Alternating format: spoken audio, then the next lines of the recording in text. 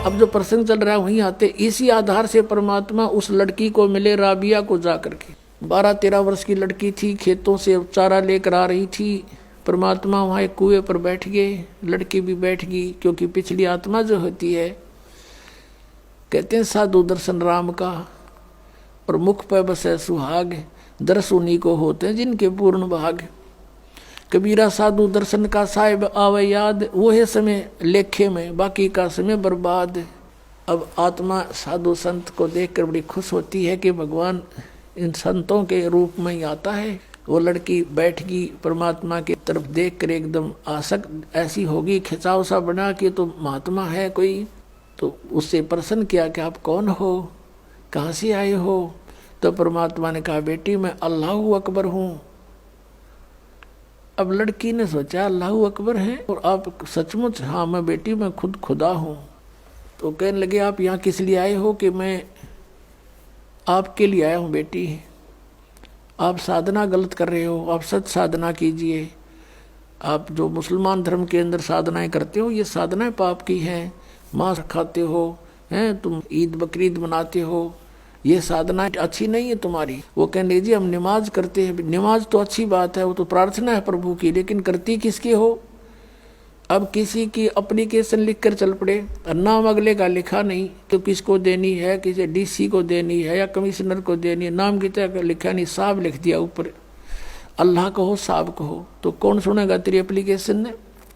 या नमाज तुम करते भी हो तो तुम किसके नाम भेज रहे हो? ये क्यों? तो बेचून अल्लाह है, बेचून है, फिर तुम्हें क्या मदद करेगा? वो बेचून है तो निराकार है। तो लड़की वो तो मालिक के सामने इस अज्ञान का कहाँ ठिकाना है।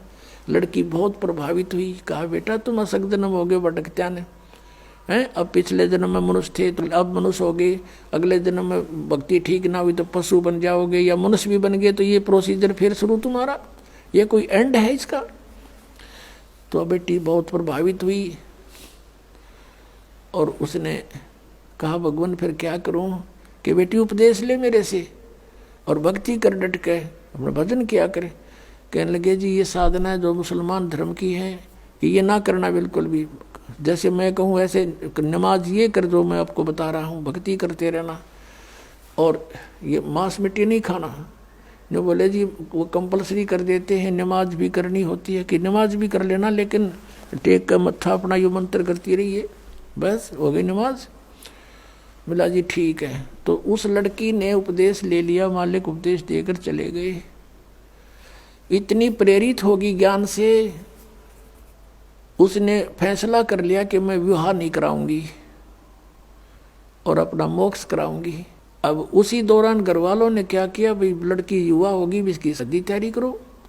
लड़की ने घर वालों से कह दिया कि मैं विवाह नहीं करूंगी। और मुसलमान धर्म में एक विशेषता है कि लड़की को बैठा देंगे पहले और लड़की से पूछते हैं कि बेटी तुझे ये विवाह मंजूर है? अगर वो स्वीकृति दे देती है तो विवाह होगा, नहीं तो नहीं होगा। अब वो लड़की ने मना कर दिया, घर वाले भी असमंजस में पड़ गए, भाई ने कहा हो ही नहीं सकता किसी सूरत में भी। माता पिता चिंतित हुए, बहुत समझाया, बेटी हमारी इज्जत का सवाल है, न्यू है, ऐसे है, 100 कुछ का। वो बोली मैं नहीं शादी करानी। अब घना चिंतित हो गया, माता पिता का अन्न छूट गया लोक लाज के कारण। तो लड़की को अपने आप को प्रेरणा हुई, सोचा उसने कि चलो देखी जाएगी, माँ बाप कहते हैं विवाह कर लेती हूँ, लेकिन आगे जाके अपने पति से मैं साफ कह दूंगी मैं संतानोत्पत्ति नहीं करूँगी। ये डिटर्मिनेशन करके उसने स्वीकृति दे दी। विवाह हो गया। एक बहुत अच्छे नेक व्यक्ति थे, अच्छा अधिकारी था, अफसर था, उससे उस बेटी का ब्याह हो गया मुसलमान के। तो वहाँ जाते ही उसने अपने पति से कह दिया जी बात सुनो मेरी, मैंने एक प्रतिज्ञा कर रखी है अपने गुरुजी की कसम खा के, मैं संतानों उत्पत्ति नहीं करूंगी, मैं गृहस्थ कर्म नहीं करूंगी, और यदि आप मेरे साथ जबरदस्ती करोगे तो मैं आत्महत्या कर लूंगी। ये मेरा फाइनल फैसला है। तब वो सोच गया भी ये बात क्या बनी। कहने लगा बात बता, फिर आपने निकाह स्वीकार क्यों किया था? मना कर देते, कोई आप पर प्रेशर थोड़ा ही था। उसने बता दिया कि ऐसे ऐसे मेरे माता पिता लोक लाज के कारण बहुत परेशान हो गए थे, और मैंने इसलिए निकाह मंजूर कर लिया कि ये तो शांत रहें, आगे मैं आपसे अर्ज कर लूँगी, ये सोच कर आई थी। आपकी मर्जी, मेरी अर्जी मंजूर करो या ना करो। तो बुद्धिमान समझदार दयालु व्यक्ति था वो मुसलमान। उसने एक सोचा, भाई मैं क्यों इसके वादा करूं भगवान के। पहले डरने वाले होते थे परमात्मा से कि भी क्यों मैं इसके टांग अड़ाऊं, इसकी भक्ति जब इसकी इतनी रुचि है। कहा ठीक है राबिया, जैसे आपके माता पिता को लोक लाज से डर था तो हमारा भी यहाँ समाज है। आप रहोगी मेरी पत्नी के रूप में संसार की दृष्टि में, और मेरे लिए होगी मेरी बहन के तुल्य। तेरे अलग से मकान बना दूंगा, उसमें अपनी भक्ति करना, लेकिन घर से बाहर नहीं जाने दूंगा, हमारी भी इज्जत है। कदे तू कह मैं वहाँ जाऊंगी फलान करूंगी, कहीं और नहीं जाने दूंगा किसी संत भक्त के पास। अब जो आपकी आज्ञा। अब उस लड़की ने 4 वर्ष तो साधना वो की जो परमात्मा ने बता रखी थी। फिर वहाँ आने लगे, जो अलग से उसका कमरा बना दिया। उस मुसलमान भक्त ने अपनी दूसरा ब्याह करवा लिया। मुसलमानों में कई कई शादियाँ हो जाती हैं।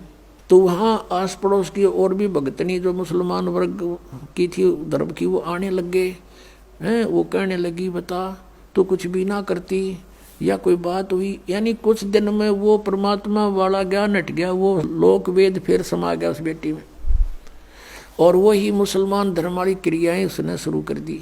काल का ये जाल है कसूता। अब वो करती रही अपनी साधना। वो 50 वर्ष की होगी।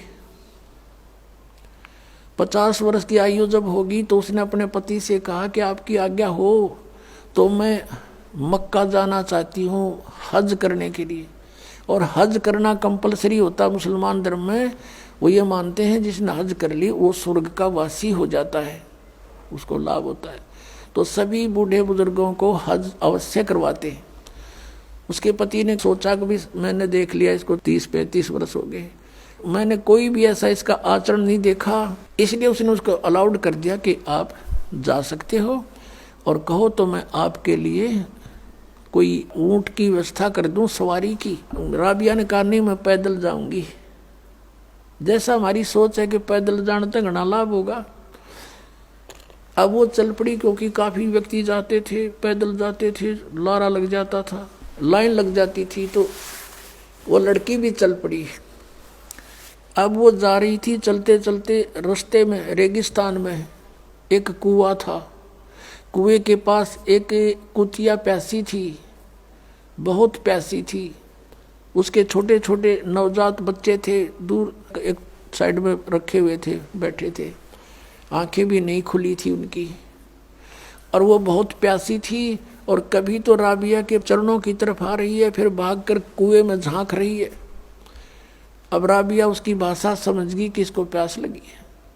कुएं पर देखा तो वहाँ कोई बाल्टी नहीं, कोई रस्सा नहीं, आसपास कोई गांव नहीं, कोई और व्यक्ति आसपास नजर नहीं आ रहा जहां से कोई साधन मांग लाऊं। अब उस लड़की ने आव देखा ना ताव देखा, अपने बाल पाड़े, लंबे लंबे बाल थे, वो बाल पाड़े नो एक एक बाल फटाफट सारे बाल पाड़ के और एक रस्सी बनाई। ये है मुसलमान, ये मांस खावर उदमस्ता रहे, ये मुसलमान नहीं है।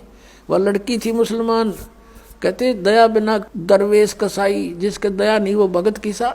लंबी लंबी इतनी लंबी रस्सी बांटी अपने बाड़ाते हैं, बहुत नीचे जल होते थे, और अपने वस्त्र निकाल कर, पहले मोटे मोटे खद्दर के कपड़े होते थे, वो कपड़े निकाल कर उसका बांध कर और पानी में भिगोए। एक मटका पड़ा था टूटा हुआ घड़ा, आधा हिस्सा उसको निचोड़ और उसमें डाल दे, कुतिया टूट कर पड़ गई, साथ की साथ पी जावे। तो कुतिया को पानी से छकाया और अपना जो लहू लुहान होगी थी वो कपड़े ऐसे अपने कपड़ों से पोंछ के उनको धो धा के सूखा झाड़ झूड़ के ऐसे और पहन लिए, और पहन के चलने की तैयारी की थी मक्का में। कहते वो मक्का वाली बिल्डिंग एज इट इज उठ के और वहाँ आ खड़ी हुई उस कुएं के साथ में, जैसे प्लेटफार्म पर रेलगाड़ी लग जाती है।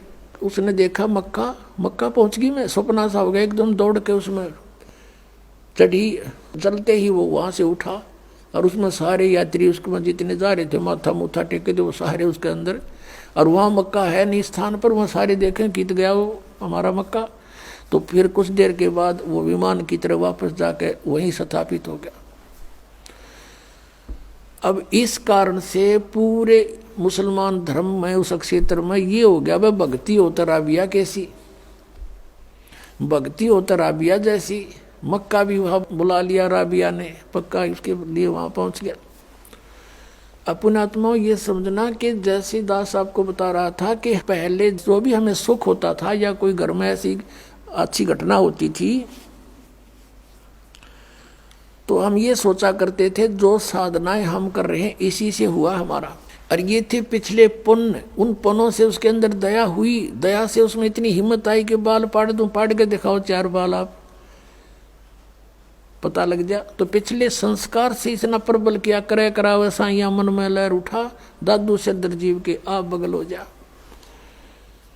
उसके बाद वो तो उधर तो प्रशंसा की पात्र बन गई, सब जगह गुणगांव है।